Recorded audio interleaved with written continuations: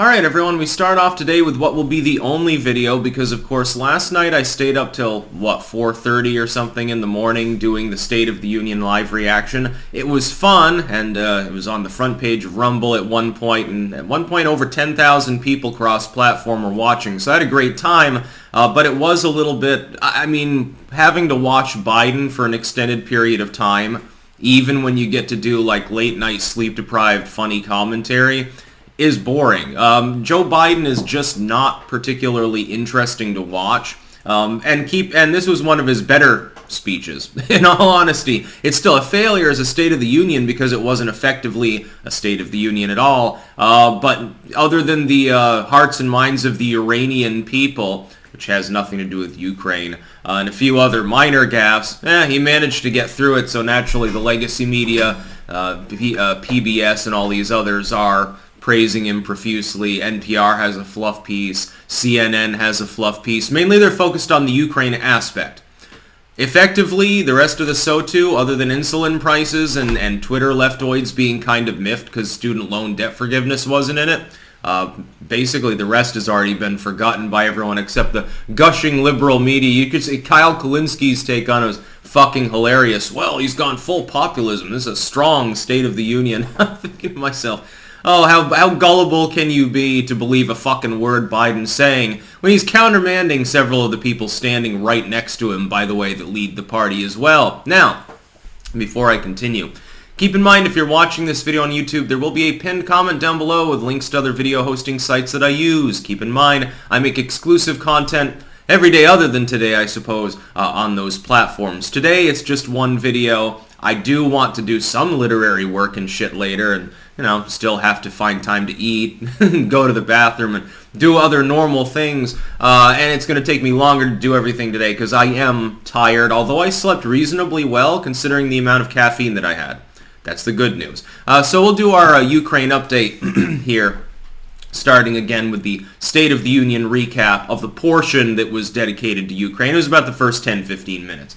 Biden officially announced the U.S. is closing its airspace to Russian air travel. That's, a new sanction, you can call it. Mexico, by the way, has weighed in and said that they're not going to apply sanctions and that they don't give a shit, which is interesting considering that they are a close friend of the United States. Biggest trading partner is the United States and share a huge land border, so I guess Obrador down there just... I doubt that he wouldn't fall in line if Trump were in there, because he was good friends with him. He doesn't seem to get along with Beijing Biden, partially because he understands basic leadership, but on this, of course, being at odds with the U.S. when you're right next door, maybe not the smartest move economically for Mexico's government. Biden basically self-aggrandized for the entire State of the Union. A lot of it was complete vacuousness, sloganeering, and we expected that, and then some outright lies, especially by omission. Not much of a mention of the border crisis, for example, and inflation is all Russia's fault. On Ukraine, though, that portion of it's getting the most attention. It is arguably the most listenable portion, by the way. So the U.S. has closed its airspace. That's point number one. He also gave the somewhat, again, it's kind of vacuous statement, Putin doesn't even know what's coming. Well, okay, what's coming? How can you go beyond what the U.S., especially since it's not a main antagonist here, this is Russia versus Ukraine, and Eastern Europe has taken the fore mainly on sending aid and shit. What more can we do? So they're kicked out of SWIFT. You have sanctioned effectively, in a blanket sense, the shebang. You've isolated them in terms of travel, etc., etc., etc. Other than doing something energy-related, there's really no further to go. But that would require that Biden do a 180 on his first year of energy policies, greenlighting Keystone, drill baby drill, and doing what he did with defund the police. You'll remember he was tacitly for the concept. In the soft form, what we really mean is reform the police. Now he's like, no, we shouldn't defund the police. We gotta fund the police and give them the training and materials that they need to keep us safe. And now that crime has skyrocketed, now that you helped usher in a crime wave, you're really interested in the issue. Only once it started getting into the more wealthy suburbs where his donors are, and he's worried about losing their support and therefore their donations, is the only reason that he's doing anything about this. Nobody cares when the ghetto's overrun with people shooting each other. As soon as lily white upper middle class neighborhood with the nice lower level country club, as soon as those voters get inconvenienced, it's a big problem to people like Joe Biden. Again, for multiple reasons, and not just because of the donations. Part of it might have something to do with skin color, too. That's basically Joe Biden's MO. Anyway, we'll get past the State of the Union. So, I mean, I'm thinking, again, other than doing a 180 on energy policy, what is this mysterious other thing that you can do with regards to Russia? Are you going to get Turkey to sign a bill permanently closing the Bosphorus to Russian traffic or something? That would, screw them in the ass. Are you going to close the Suez to Russian ships or something like that? Are you actually crazy enough to escalate to trying a no-fly zone that could bring direct confrontation with the U.S.? Who knows? Biden is crazy enough to do any of these things. By the way, if Russia responds by saying we're not selling you oil anymore because other people are buying it up because it's cheaper now anyway, like India, that will really fuck Europe. Just to be clear, eventually the European people who are used to a relatively high standard of living in the West, they'll buckle. They'll get rid of the sanctions. You might see them drift towards the East, and Putin would be laughing the whole time. Also, we've got big tech, specifically in Europe with Google and a few others, blocking right now RT and Sputnik. These are Russian, effectively state-run media propaganda mouthpieces. I condemn this. I think it's a terrible idea. Number one, and I told you so I think 4 or 5 days ago, I was going to do a video separately on that topic, but of course, just don't have the state of mind or the energy right now, and I don't want to destroy my voice because then I might miss an entire day's work. This is a prelude, I believe, unfortunately, to more censorship. Blocking RT and Sputnik makes no sense. Yeah, they're speaking for the Russian government. Okay, then let them speak and let people just hold their comment section open. Force them to not censor the people telling them to shove it in the comment section. If you're going to have a propaganda war, you want it to be grassroots, well, then you have to have something that's actually out there to counter. And then by blocking this, it makes their narrative look real. People are not in favor in the West generally of censorship. They don't trust lamestream media. So when they see that these media sites that they don't recognize as lamestream media, even if they are, getting banned or getting blocked for numerous users, that becomes a problem. That becomes a form of propaganda effectively on Russia's behalf, at least in the intermediate term. So I condemn the move. I think it'll go further. They will probably start banning individuals for speaking out in favor of Russia in general. That will probably happen. And when it looks a lot like after 9/11 and the invasion of Iraq. You'll remember that if people were critical of the regime, the Bush regime, you were unpatriotic and shit, and you had like the French wine getting dumped out, and it looks a lot like now they're in liquor stores, they're dumping out the Russian liquor. I think even Phil Scott in the state of Vermont, who's a neocon cuck, this is probably why, was signing an order that liquor stores in Vermont, which are effectively state-run, can't do the Russian liquor thing. There aren't a lot of vodka drinkers anyway in Vermont. Just going to say that. Vermont's more of a craft beer state than anything else. Maple vodka was once made. It was very limited. I remember having some many years ago in college from a roommate who was obviously from the trust fund class. No offense, but quite clearly upper echelon. It was pretty good. But that's pointless. It's also not going to hurt Russia. It's like, okay, the liquor already got bought. Now we're not going to order more. What kind of demand for Russian vodka other than among tankies is there in the United States anyway?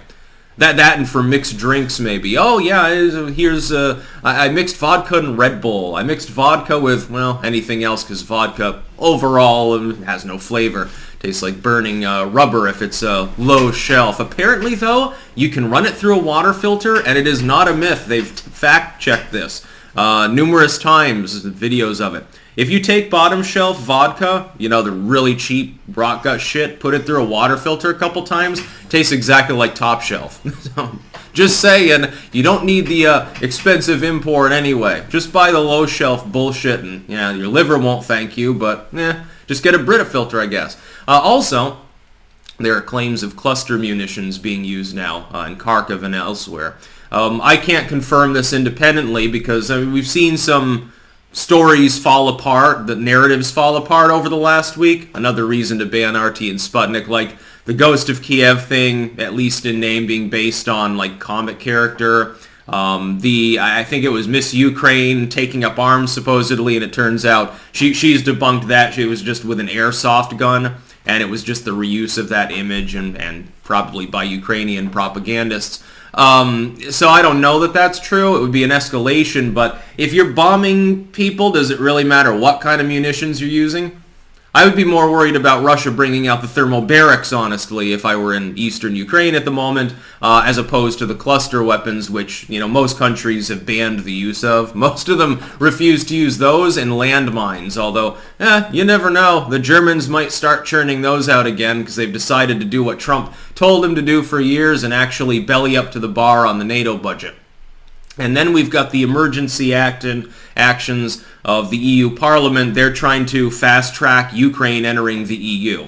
So you'll have another impoverished and destabilized nation that's officially part of Europe.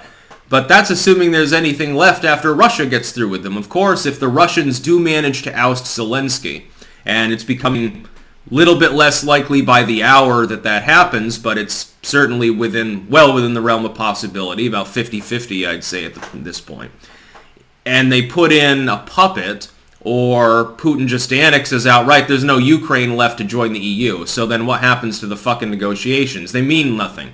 This is basically Ukrainians fight really hard, and if the Russians leave, then you get the gift of being in the EU and NATO.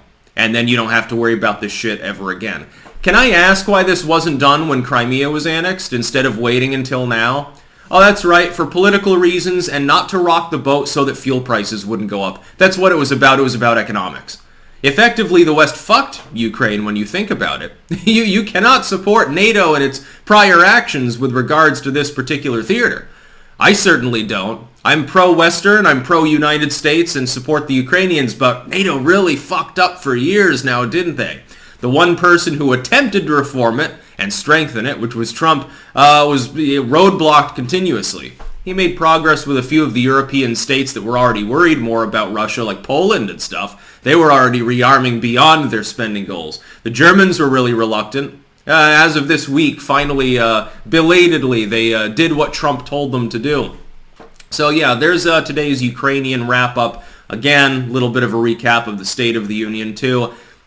Biden's words are very vacuous, and the U.S. is not technically on the fore of the response. On the fore are the Ukrainians and adjacent groups, and then the Eastern Europeans and their German masters at this point, I suppose. And that's basically the frontline response. The EU and UN and other groups getting involved is all after the fact. That's assuming that Ukraine doesn't fall to Russia. Assuming Ukraine doesn't end up with a puppet or get annexed outright or something, because at this point Russia's like, well, we might as well annex it because they can't increase sanctions any further anyway. We might as well take this gigantic chunk of grain belt so we can fucking feed ourselves. If that happens, then the EU's invitation means nothing. The UN bitching won't matter one way or the other. They can declare that Putin's committing war crimes. Nobody gives a fuck what the UN says. The US doesn't care either. The U.S. ignored the UN for years with regards to things in Afghanistan, in Iraq, in Libya, and all of these other places because the UN is toothless. It's a vestigiality. It shouldn't even be something that exists anymore. It's outlived its usefulness. It's not, it's just where a bunch of diplomats go to bitch at one another and one nation can block the voting on anything, and occasionally they pass globalistic pseudo-legislation that member states often ignore anyway. So, who fucking gives a shit? That's about all. Peace out.